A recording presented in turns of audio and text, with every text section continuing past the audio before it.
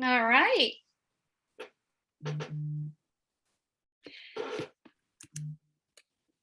Hi, everybody, and welcome to the Signs of Suicide. We're the Good Samaritans here tonight. I want to welcome everybody and just give a little minute to introduce myself. My name is Stacy Burns, and I'm the new school adjustment counselor here at Blake Middle School. I'm so lucky to be here at Blake supporting the students and families of Medfield. I thought I'd just take a quick moment to explain what an adjustment counselor is and what role I play in your child's life. I work with all three grades, all students, those that need mental health support, as well as those that don't, that just need another friendly face.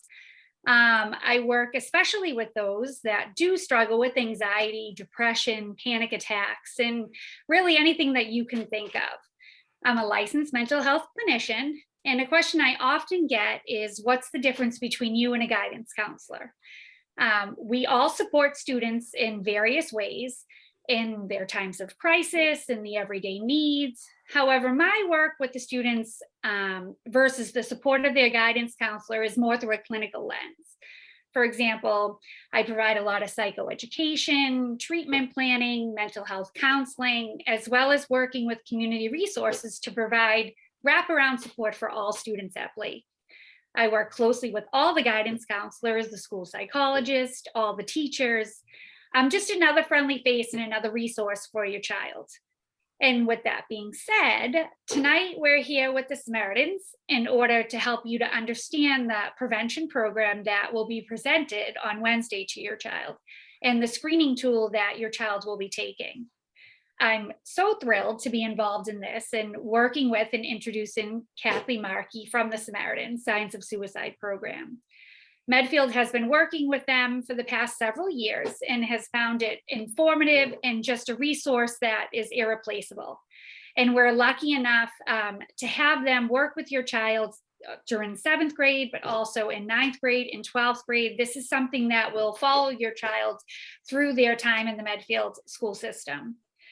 So Kathy will be introducing the SOS program, what it all means, and talking a little bit about the Samaritans and the work they do around providing the life-saving suicide prevention services throughout Massachusetts. On Wednesday, the Samaritans will be presenting the training to your child and providing information on depression, suicide risk factors and warning signs, coping skills and resiliency building, best practices for talking to and helping somebody who may be suicidal. So Kathy, that's enough for me. Welcome and thank you so much for being here. Great. Thank you so much for having us. Samaritans is very, very happy to partner with many, many schools in the area, and especially over many years with Medfield. So thank you very much for inviting us back. My name is Kathy Markey. I am the CEO and president of Samaritans. I have been with the organization for just barely over 2 years. I was first introduced to the organization back in 2013 and 2014, living and working in Newton, and we had a series of teen suicides, and Samaritans came in to support our organization, our community, and to help us to stabilize the community, to work with us and talk about education, about supporting someone who's struggling. We did a very similar program back at that time that you're doing in Medfield now, working with young people, working with families, and then doing those assessments. So it's a good format, and it's proven to be very effective in identifying young people who need support. I now live in Millis, and though my kids are grown, I feel like it wasn't all that long ago that I was listening to a similar presentation and really wanting to understand what the young people in my life were going to be hearing and what it all meant and how I could be a helpful adult in their life. The mere fact that we're having this conversation is destigmatizing of these concerns, and that is one of the first and most important steps in what we're trying to do here. Before I share my presentation, I want to say that folks will be monitoring the Q&A. Feel free to add any questions or concerns that you have there. Certainly anything that you want to hear about during this presentation, please put it there so that we know and we can address what it is that you're here to learn about and hear more about. And again, as Stacy said, I will highlight throughout the presentation what students will be hearing on Wednesday as well. I will plan to answer questions at the end, but certainly, again, if there's anything urgent or anything that you really want, to have addressed, please enter it in the Q&A. So let me go ahead and share my screen, which always feels like it should be easy at this point after all this time. But let's see, we'll get that, share it, and we'll go into slideshow. All right, so we're seeing that, correct? Everybody good? Okay, thank you. All right, so I'm not going to try to move this over because then I won't be able to see any faces of the team. And I want to make sure I can. I will share the slides. You'll have this contact information if you need it. Please don't hesitate to reach out to us. A quick overview of Samaritans. Some of you may have heard this already. We run 3 main programs, a 24/7 helpline. We are there for folks who are everything from at imminent risk for suicide to people who are lonely, despairing, sad, struggling, just unsure of how to cope with something, need a befriending, supportive, non-judgmental listening voice. Our helpline is monitored and managed 24/7. We have folks on it from as young volunteers as young as 15. We train volunteers as young as 15 and up through all ages. So always somebody there to support and that you can reach out to. The community education and outreach program is the one that we're doing now with your students and with communities. If there's an organization that you're involved in, if there's a way that you think we could share this message and this important information with other community groups, with your faith-based organization, with a different community, please let us know. Always happy to do it, and our programs are free of charge. And lastly, our grief support services program. This is to support people who have lost a loved one to suicide. The suicide grief journey is so unique that it's really, really helpful for folks to talk with someone else who's shared that unique experience of losing a loved one. More information on all of our programs on our website. This is our phone number, of course, always important to have. We ask students all the time. Your students will be asked to put this in their phones so they have it handy 24/7. It's the old-fashioned phone number with hope at the end, but we know that most young people don't know that. 877-870-4673. We ask them to put that in their phone so they never have to look for it. And I would encourage everybody to have that phone number in their saved in their phone. So goals for this evening, as was mentioned earlier, raise awareness, talk about how to support someone who's struggling. We all have a role to play in this. The more we know, the more effective we can be in it, the more we can partner with our schools, with our young people's coaches, with their friends, with other families, and so on. So really, really important that we're all here together to learn some more. And of course, some resources that we'll share. And lastly, to spread some hope, because there is a lot of hope in knowing and understanding about this topic that has felt so taboo and so hidden for so long. Things to remember, certainly a heavy topic. If you need to step away, please do so. If you want to come back, great. If not, that's okay too. It's complex and it's challenging. Lots, again, of information, our phone number, but also on our website if you'd like to learn more about anything. And if you have any questions, again, please reach out to me. So let's just talk a little bit about the number. A much bigger number than most of us are aware. Over 48,000 people have died in the United States in the last year. Just to put something around this number, what I've shared with people in the past is that this is more than the seats by about 10,000, more than the seats in Fenway Park. So if you think about the number of people who die every year by suicide, there wouldn't be enough seats in Fenway Park for everybody. What we also know is that about 135 people are affected by every suicide. So that number is just that much larger. Massachusetts is the third lowest. Part of that is because we have in the nation, because we have strong gun laws, we have a lot of educated folks, we have a lot of resources, and people are not isolated. Worldwide, a terrifying number, 800,000, and that's an estimate because we know that in some cultures this number, the number of suicides is not identified. This is so culturally taboo that the number is often inaccurate. Some more numbers, 10th leading cause, still the highest in middle-aged folks. More men die by suicide than women, but more women attempt. I want to get to the youth suicide information. We are seeing an increase in the numbers of young people who are struggling. More young people are identifying thoughts around suicide, talking about suicide, and sharing those thoughts and feelings with other folks, whether friends, family, and so on. So the good news is that people are reaching out for help.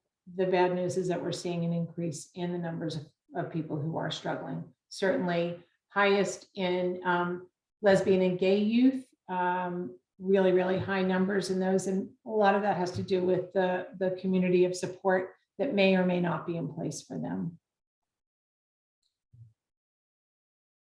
Often, the issue of suicide, why or how, when does this happen? Why does a person reach that point?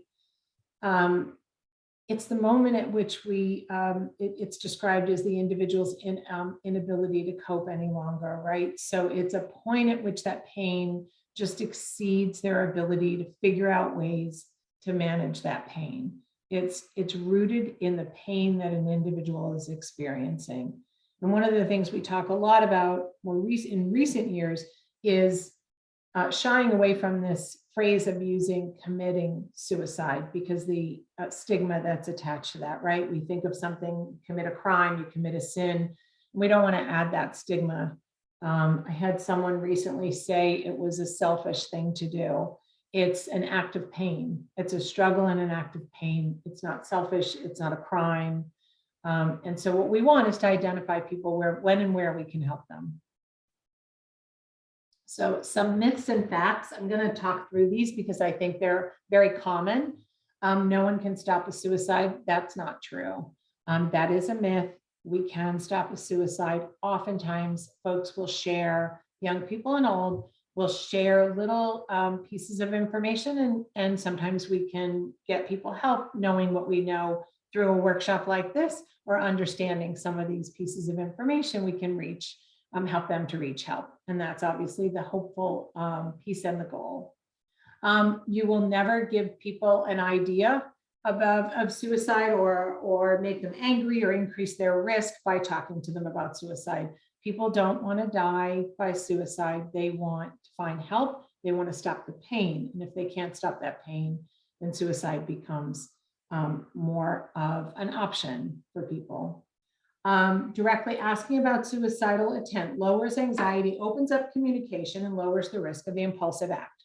So that's what we're saying a little bit here, before this is where we can reach people and say to them, tell me more about what you're feeling. We lower that anxiety. We lower that risk of the impulsive act, the suicide being the solution to that deep pain that someone is in. It is not true that experts are the only ones who can prevent suicide. We all can help to prevent suicide. We all can help by asking the questions, by listening, by providing support, by seeking help for people who are struggling. Suicide prevention is everybody's business and anyone can help. Absolutely true. That is a fact. Some more. Suicidal people keep their plans to themselves. So this, as I said earlier, is actually not true. Oftentimes we'll hear and see things that can alert us to someone's struggle. It might be something as simple as, oh, it won't matter how I do on that test because I'm not going to be around for the end of the year for grades. So does that mean my family's moving, or does that mean I'm really struggling and I don't know that I will be here by the end of the school year. So the question becomes, right, tell me more about what you mean by that. Tell me more. So oftentimes we do have little hints. Most suicidal people can communicate their attempt in the week prior. This is true. People will start to say things, as we said, they will start to share things like, I need someone to take care of my cat. I need somebody to pick up my mail. I need to empty my fridge, right? People will start to communicate where they're at. Those who talk about suicide don't do it. That is a myth. Excuse me. That is a myth. People who talk about suicide may very well attempt or complete suicide. People who talk about suicide may attempt an act of self-destruction. This is true. That is that need to solve the pain they're in. Once a person decides to attempt suicide, there's nothing you can do to stop them. Also not true. You can certainly intervene and help people who are in an attempt or who are struggling. Suicide can be prevented, and almost any positive action may save a life. This is also true.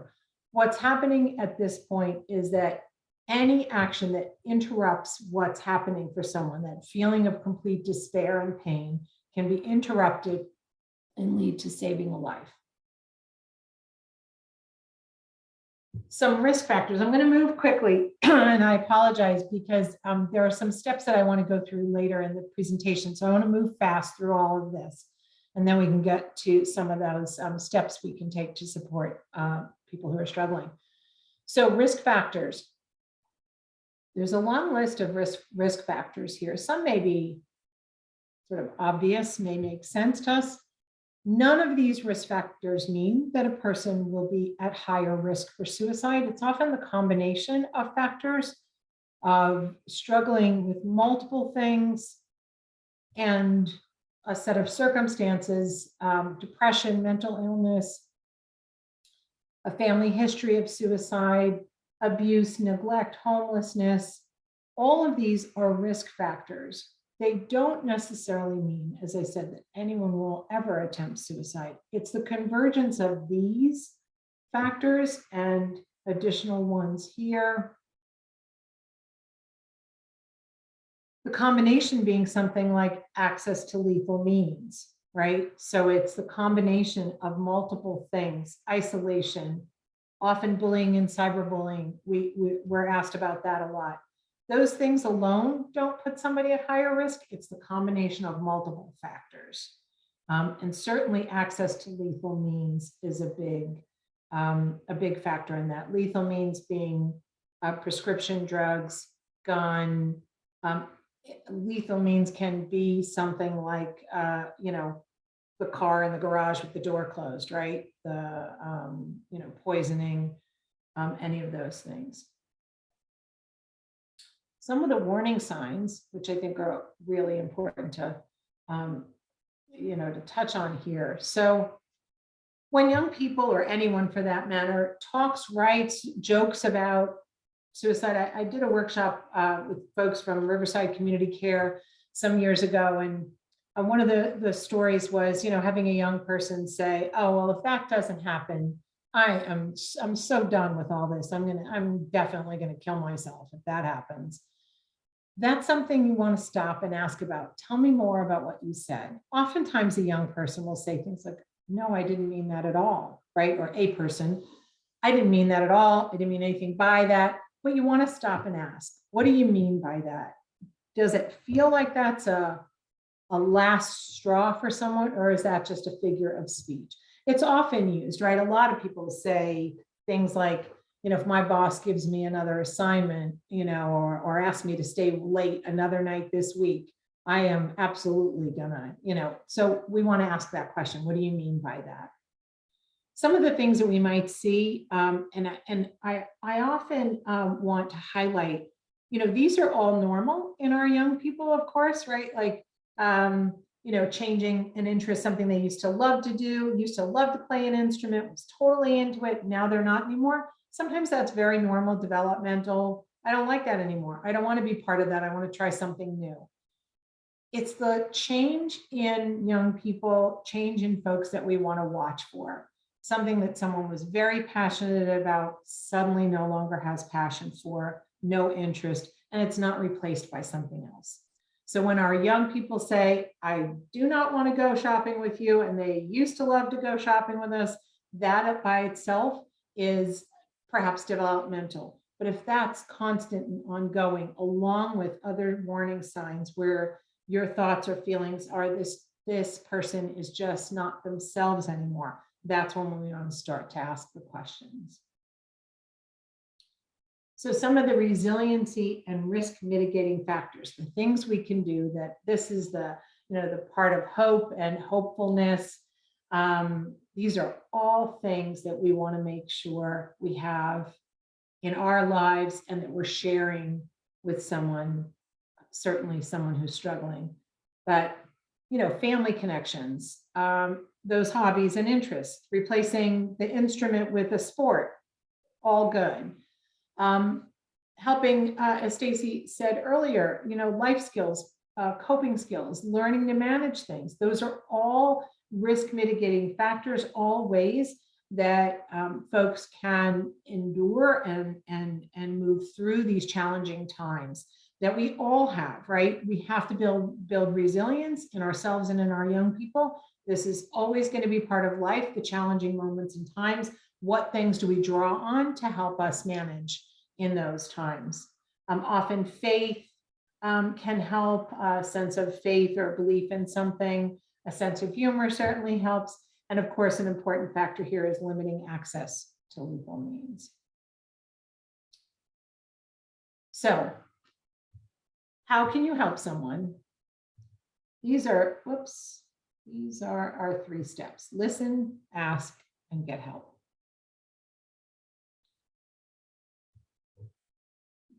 I don't doubt that we all know that one of the most important things we can do when we ask someone what they mean by something, what they're struggling with, what they might need help with, is that we actually listen, right? That we have all those ways of expressing that. We have open body language, we're compassionate, we're not judgmental, we're focusing on them. We're not listening and typing an email or looking on our phone, or even if we're driving, we might have to pull over and stop and say to someone, I'm hearing something that you're saying that's worrying me. I'm going to pull over here so I can look at you and listen and hear more about what you're telling me, right? So we want to make sure that we're listening really, really attentively, and again, not judgmentally. We'll talk a little bit about some of the things that we want to say or not say in a moment. Things we don't want to do when we're listening to someone tell us about what they're struggling with, right? I know, when I was your age, I had the same stuff. I know, I get it, right? It's no longer about them, it's about you. We changed the topic. This is uncomfortable. I'm not sure I want to hear about it. Hey, before we talk about that, tell me more about that homework assignment, right? We don't want to change the topic. We want to listen to what they're trying to tell us, what they need. And what they're experiencing is valid, is real. It is what they are going through, and there is nothing to minimize or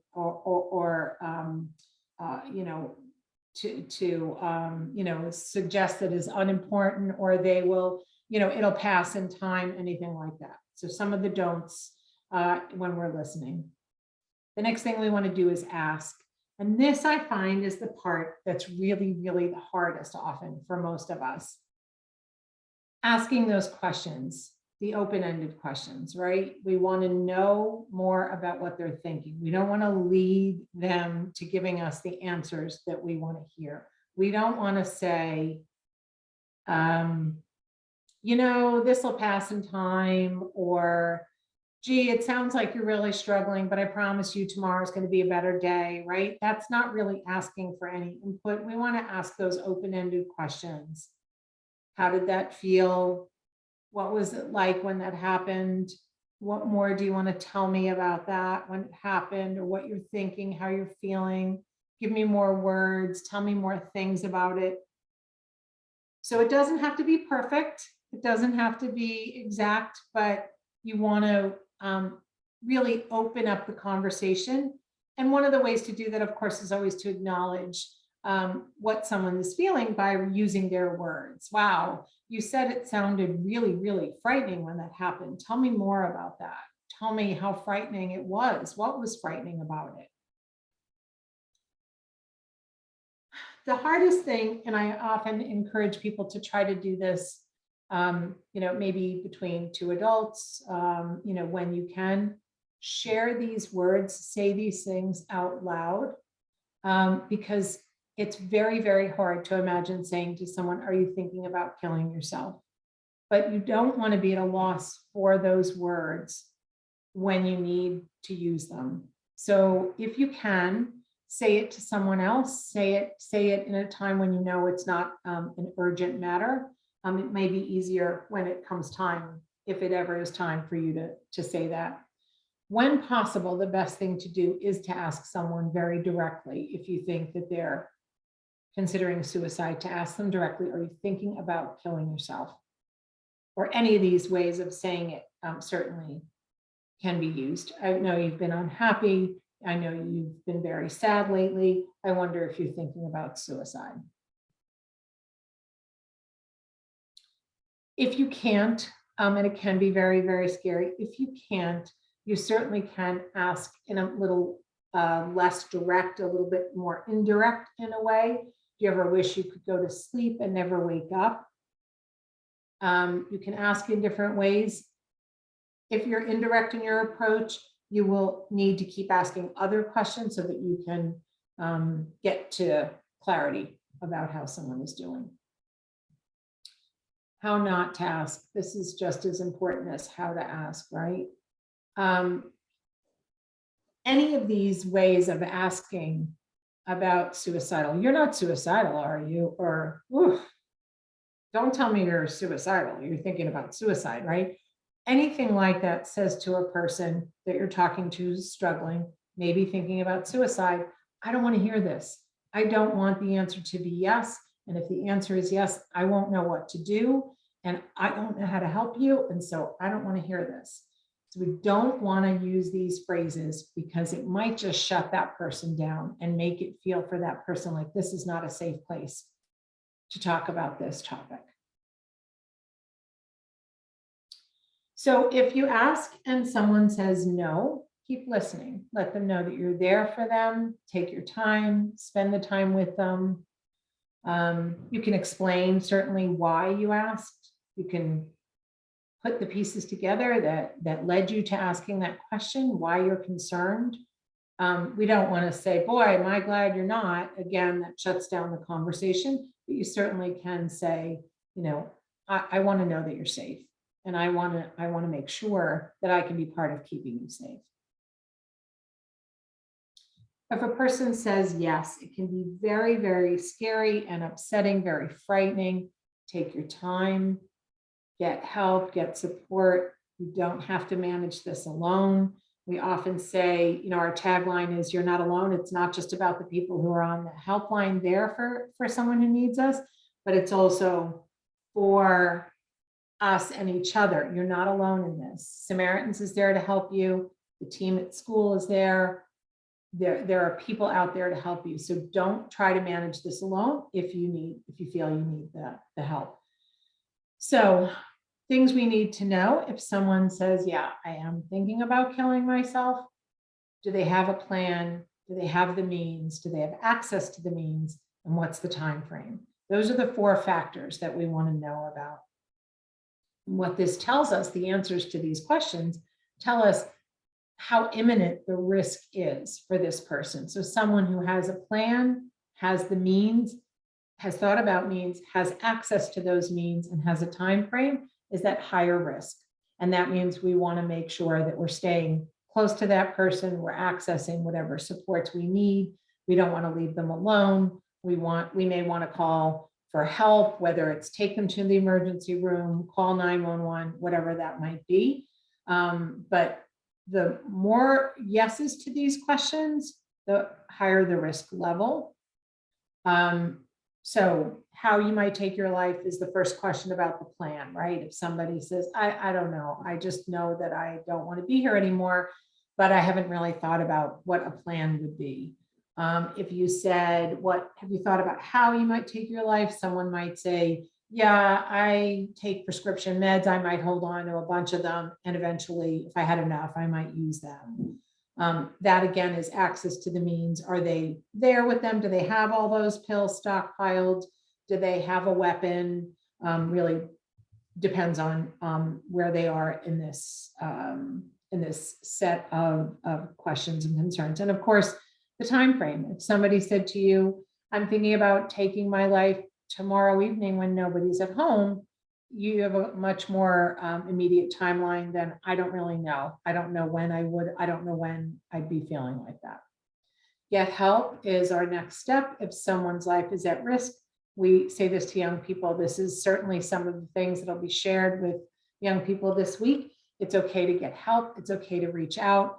It's far better to have someone upset with you, mad at you, angry at you, maybe angry for a good long while even at you for sharing this information, but best that we get help for people than we keep this information to ourselves. So at imminent risk, again, as we said, you should reach out right away for help. We could talk a little bit about the steps to take. Certainly follow the protocol of your workplace, school, or organization. If someone's life is at risk, again, never worry alone. Seek help and support for managing the situation. One of the first steps we can take is involve them in finding help. So tell me what would be helpful to you. Would you like me to call your therapist?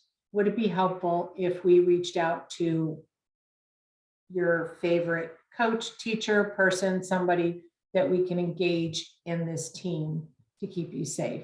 Will you let me take you to the emergency room? Can you work with me or stay with me or talk with me until we have some help in place? And again, collaboration is critical in connecting people to the help they need. So again, you as a lay person, even as a professional, are not responsible for managing this alone. What we want, this was compared years ago for me, and it was really helpful to think about. It's like doing CPR.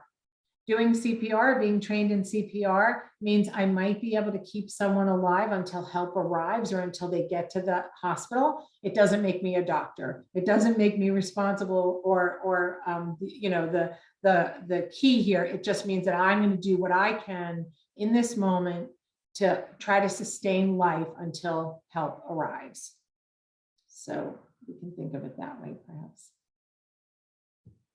So again, one of the things that we talk about, convening with others, is what happens certainly in our, communities when our teachers and our guidance counselors, when our coaches, when other folks that know our kids are talking to each other and saying, I've noticed something's changed. That's a way that we can be helpful to each other and say, well, that's a great change and that's all very positive. I'm so glad to see that happening. But it can also be a time when we say, I'm worried about someone. I'm seeing a change in someone that concerns me. And I want to ask, as a colleague, I'm going to go to Stacy and say, are you noticing this? I'm seeing this changing in this child. And I want to talk about if anybody else is seeing that. And then together we can work together to make arrangements to get help, to understand what is needed in a particular situation and how to support them. If someone's life is in imminent danger or an attempt is in progress, the best thing is to call 911. It's complicated. It's not an easy solution, but if an attempt is in progress or you think that someone is in imminent risk, it's best to call 911. Certainly can be triggering and difficult for people who have police trauma, racial considerations, the fact that many police departments still do not have clinicians or do not have mental health de-escalation training or mental health training of an extensive nature. And yet, in certain circumstances, it might be necessary to do so anyway. Emergency services teams, you can certainly, depending on insurance, reach out go to an emergency room, look into what is covered in your community or by your insurance.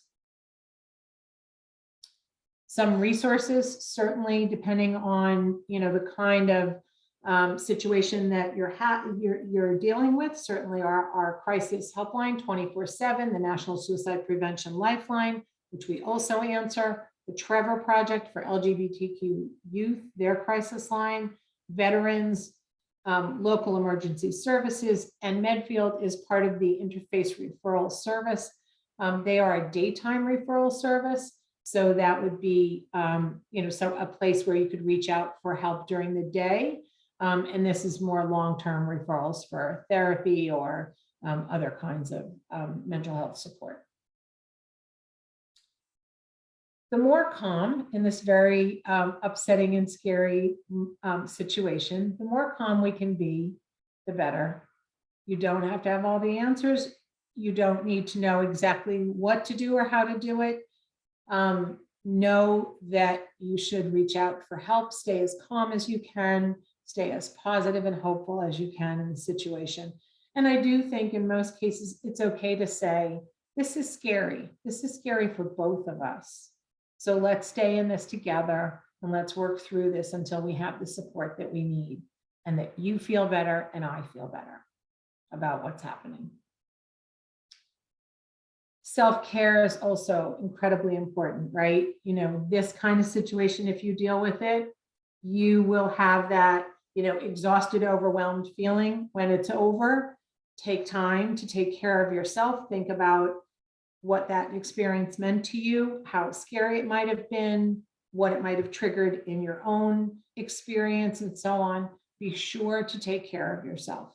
And it's good modeling, right? We want to make sure that we're always doing the thing that, especially with young people, we're saying, take care of yourself, think about your own mental health and your self-care, then we have to model that.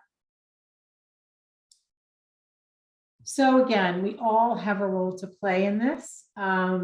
We can all do our part to reduce the stigma, for sure. As I said at the beginning, having this opportunity to talk about it, having these programs for young people in the schools this week is so important, and it's going to really, it does help to make a difference in that stigma that we attach to a topic that if nobody ever wants to talk about it, well, surely if I'm struggling, I am not going to be the one to bring it up, right? So it's a wonderful thing that the school and the district is doing these workshops.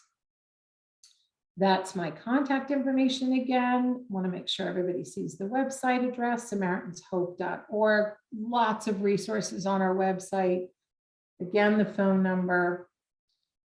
This actually is the survey. We could, let me copy that when I have to exit this. So I will put that in the chat so that folks can fill out that survey and just give us some feedback. Let us know what you think.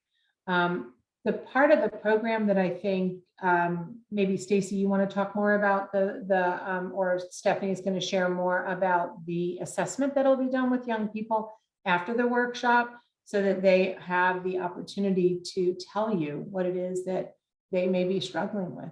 So I'm going to stop sharing and give that back to all of you. And certainly happy to answer any questions or talk with anybody who has expressed any questions. No, Kathy, thank you so much. And Stephanie's going to talk a little bit about the survey, but and I apologize for not introducing Stephanie Wordley here, and she's our Director of Guidance, and Dr. Vaughn, our Principal at Blake, is here, and also Jen Dondero, the Guidance Counselor, who's not on video right now, but she is, your child's front and center in their lives and their go-to person, and that is just so important to have mentioned. So I apologize, I did not do that at the beginning. But on Wednesday, your child will be meeting in their advisory class, and over Zoom, a Samaritan trainer will present. And at the end of that training, your child will be asked to fill out a brief screen for adolescent, which Stephanie will talk about. But just to let we realize these topics are challenging and uncomfortable. And we're going to have staff on hand if any student is having difficulty on the topics or some emotion comes up that they just can't process. Myself, Mrs. Dondero, Mrs. Corcoran, our school psychologist, Ms. Worley, all the other counselors will be available and at the ready to assist with any question that they may have. But Stephanie, if you want to explain the screening a little bit, that would be great. Sure, happy to. Hi, everyone. As Stacy said, I'm Stephanie Worthley. I'm the K through 12 guidance department chair for the district. We've been doing the signs of suicide screening with our students for many years. I actually looked it up while the presentation was happening. We started this program in March of 2016 and have been continuing it every year with our 7th grade, followed by our 9th grade and our 12th grade. So the screening that your sons and daughters will take on Wednesday, they will actually take the screening again twice throughout high school as well in 9th grade and 12th grade. It provides us a lot of data, not just about kind of our students as a whole, but as like class sets as well.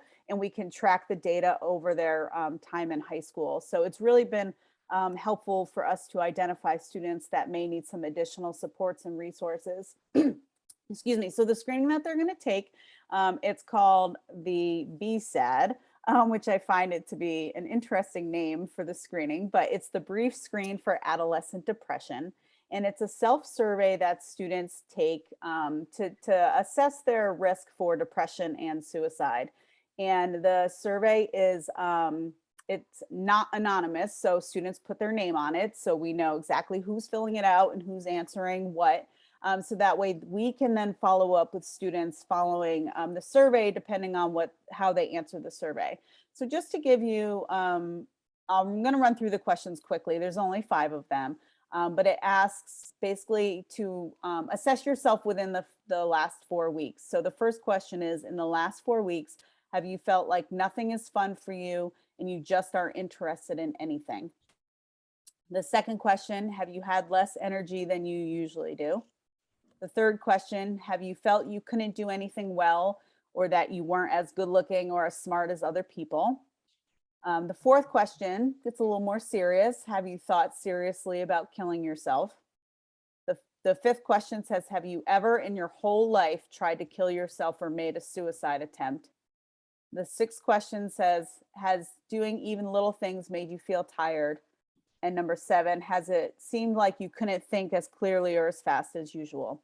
So most of those questions, if a student answered yes, 1 or 2 to those, especially the ones, less energy or not interested in something, those are not red flags. That typical middle school, high school age students feeling less tired, maybe feeling a little overwhelmed or stressed about something. But again, it's a good data point for us to know a student might be feeling this way, so we can then check in with them at a later point. The 2 questions, obviously number 4 and 5, that ask specifically about killing themselves or thinking about making a suicide attempt, certainly are red flags for us. And as I said, all of our students put their names on the survey. So any student that answers yes to question 4 or 5, they will be followed up with a conversation with either Mrs. Dondero, Mrs. Burns, myself, Mrs. Corcoran, one of our counseling staff. And then we will follow up with the parents by phone as well. So I don't want you to worry that, if a student answers yes to one of those, that you as a parent wouldn't know about it. You most definitely would be informed, if your student answered yes to one of those questions. The survey also asks at the end about identifying trusted adults, both in and out of school. And this is, again, it's great to hear what students put in these 2 responses, in school and out of school adults that they feel they could turn to. The red flags are when a student says nobody. That is really a concern for us, where we would want to make sure that our student was feeling connected with somebody in the building and feeling like they had somebody to turn to if they needed to as well. And then the last part of the survey, it asks if a student wants to check in. Especially the middle school and 9th grade, when the students fill out the survey, it's a lot about friends. I have a friend that I'm really worried about and I need to talk to somebody. And, when a student checks off that I need to talk to somebody, we make sure to follow up with them right away. And again, in 7th grade, we'll follow up with the parent as well. So that way, you know that your son or daughter's been down to guidance, following the screening to have a conversation, whether it's something that they're struggling with or, a friend might be struggling with. So really our goal of this is to identify students that need some additional support and resources and be able to provide that for students and families. And whether that's, some work we can do with students while they're in school, or if we are providing referrals for, more intensive clinical treatment outside of school.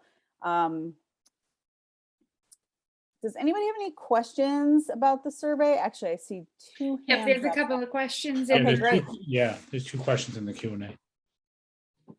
The first one is, I'm wondering what you will be telling the 7th grade group about the ways one can suicide, so I can prepare my child for that conversation. That is not something that we talk about, or we really don't talk about the ways that one can take their life, in any school aged group, middle or high school, certainly, and not specifically in other workshops. But I would say really the more of the youth program will focus right on helping a friend, sharing with a trusted adult, all of those pieces, then it will specifically address that. Thanks, Kathy. Next question is, how quickly will parents be notified if their child's answers suggest depression or suicidal thoughts? We would notify parents that same day. So we'll do the survey on Wednesday following the Samaritans presentation. And I don't remember the exact order, but if we do the red cluster first, Yep. then the white, then the blue, we pretty much wrap up all of the screenings by 11:30 in the morning prior to lunch. And during that time, we're, trying to pull kids down, have conversations. So by the end of that day, we will follow up with parents if there are any concerns that we feel like need to be shared. Thanks, Stephanie. And then there's a question I'm happy to answer. We talked about this a little bit earlier. It said, am I correct in understanding that parental attendance is low this evening? Is this often the case at presentations like this in other school districts? So this is a sort of a supposition, I'm surmising a little bit, but we talked a little bit. What we've found is definitely in person, we tend to have more, but I will say, we probably have about 15 to 20 parents. And what we found is since within our district, since we've been working with Samaritans for a number of years, I think the more that families know, and then I would say the sibling factor, if you will, can really speak to why, if one knows about the program, saying, yep, I fully understand, I know my questions have been answered. And I think that's a big piece. The other thing that I know is just, and this is, I'm speaking from the eye as a parent as well, is people are busy and a lot of things. And I don't believe that it's a recognition or saying that this isn't an important topic. I would not want to make that assumption from others. But it's definitely something we know. And I'd say last year we probably had about the same amount on the virtual presentation at the evening. So I don't know if that answers the question, but I don't know if Stephanie or Stacy or Kathy, you have any thoughts on that? No, I agree. And I think parents will watch the recording at their own convenience and when they're able to. And then, we'll get some emails and questions, the following day and when they have time. And some people don't need to hear the presentation to know how important it is. They're just happy that, people are connecting on the topic and working with their child. Definitely.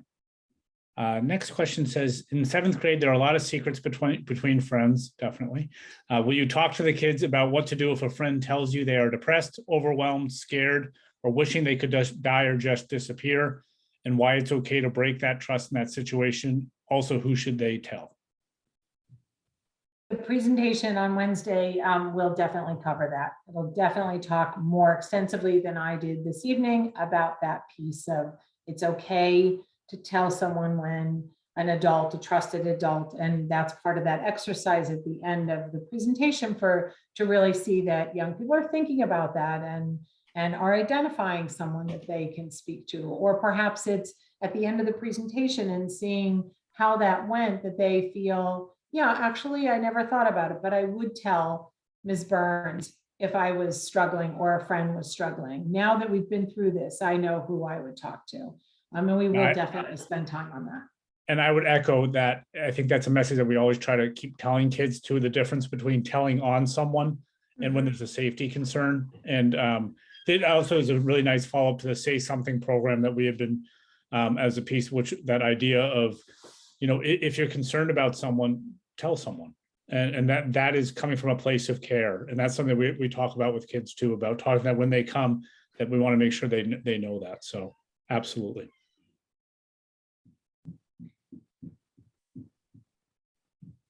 So I think that's, let me see, Yeah. did we cover all of the, Oh, there's one more that just popped in. As a parent, who should I contact if my child tells me that a friend or classmate sounds depressed or is making comments about wanting to take their life, especially if I don't know the parents? I will say, so again, speaking as a parent, I think that can feel like a very tricky situation, and how to do that. What I would say is reach out to anyone at school. And I always say to parents, it doesn't matter who you reach out to, just reach out to one of us and we'll make sure that we follow up in that way and talk through about different approaches and how to do that. So we would want you to speak up. Yeah, we've certainly had people reach out to us even, in off hours to say, my child has just shown me a text message from a friend who's struggling. What do I do? We try to encourage people to offer our information, our name and number to that person to try to encourage. And certainly, whether you know the parents or not, if you feel that a child is at an imminent risk, then certainly to reach out to the parents, some other way, some emergency service to get help to that family or that young person. Yep, and of course, you can always reach out to guidance counselors, myself, any staff, any teacher that you feel comfortable. I think the key there is to reach out to somebody that has a resource and a connection with the student that has sent that. Of course, 911. If it's you're feeling uneasy, it's better to overreact in this situation and save a life than say to yourself, oh, I should have, of course, and it's in line with the next, question in a way that it said, sometimes kids tend to downplay what friends tell them. I've seen things like KYS or things like that when texting. How do you address that? KYS is, go kill yourself. I think we're desensitized to some of these statements just in our society in general, like, oh my goodness, like we had said earlier, oh my goodness, I'm going to kill myself if my teacher gives me another, paper. We don't want to overreact, but we don't want to underreact either and just make that something that's a common statement. Just address your child right away. What would, if I have 4 children of my own, if I had seen them, I'd say, what would you do if your friend hurt themselves after reading that? And kind of put it back on them to reflect on how their statement may come back to them and just desensitize those statements. And again, if you're worried that something's getting a little bit out of hand, even at the risk of, breaking your own child's trust, reach out to the guidance counselor. My son's having this conversation with a friend. It's really getting heated. It's neither one's fault, but could you just, as an impartial party, touch base with them? Put it on us. We can be the bad guys in that situation. And we're certainly seasoned. Ms. Dondero does it all the time. She's seasoned at just coming in and saying, I heard, this was observed. We do it all the time. And kids feel a little bit of relief inside themselves and they don't dig deeper because they're just relieved to have it addressed. That's a great point, Stacy, that really oftentimes, right, people are trying to figure out how to find help and there's relief in knowing that somebody has stepped in to help, for sure. One more question popped in. So additionally, if I do know the parents, should I reach out to school as well? I think, I would say on our end, we're not looking for, and pardon if this isn't the right phrase, but like gossip or rumors, but I think it's always important to let people know. And we would take that confidentially and really take into consideration. But I think also the more that we can communicate with trusted people about concerns about our youth and about our community, the better. Because I always think about things that it's easy to always look backwards and say, should I have said something? Mhm. I wish I had, because we just don't know. We always say that internally. I had a conversation with some teachers this afternoon saying, we can't say it enough to teachers. Like, if you see something and you're a little concerned, speak up. You don't want to sit with that at night, because I think you always look back and think, should I have said something? Was that a warning sign? And also don't know, well, maybe someone else has heard something or has seen something too. And putting that one concern together with another may lead us to something about, what, maybe we should move forward or check in with that student in that way. So I'm not asking for, I hope it's not being come across as asking for people to bring up rumors or speculation, but definitely if there's a concern that's grounded, that's something that we, Stacy, Stephanie will say, I'm sure Kathy sees it too. We have parents calling us saying, how do I navigate this? Or this is something, and please know that. And we'll take that into consideration and try to respect that confidentiality. But I know as a parent, if people are worried about my child, I would want people to reach out and not assume in that way.